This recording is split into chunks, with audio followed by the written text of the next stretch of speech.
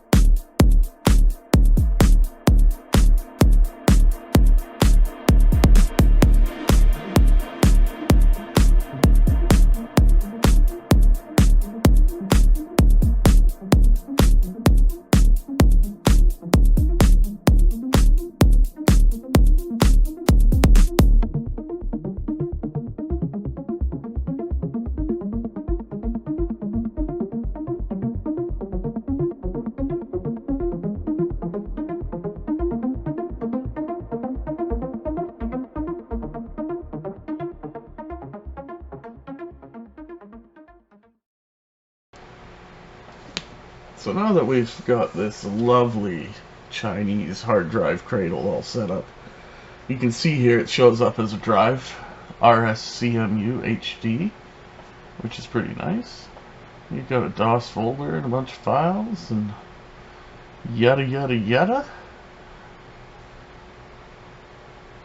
So if you go into HDD Raw copy, I'll link it below, you'll see the hard drive in there. Oh, let's open it again. So you'll see it there in the USB Fujitsu.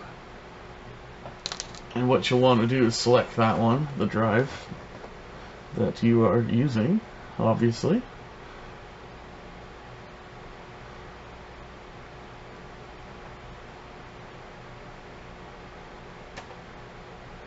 And then we'll hit continue. And here it's asking you, do you want to save it to a file, which I'm going to do. Or if you had another one of these cradles or another drive in your computer, you could just directly go to that. But we're going to just save it to a file now. So double click it. Choose a place and a name.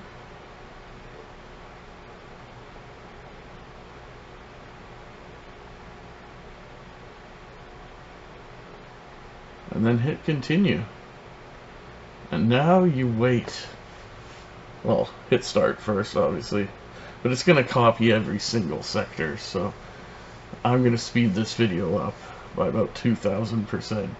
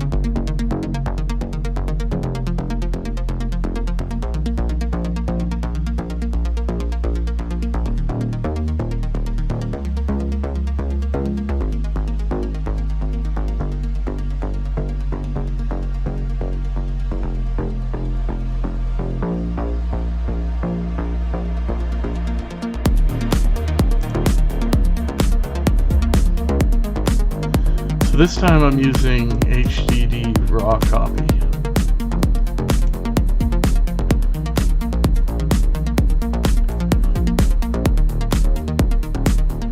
So it does see it here.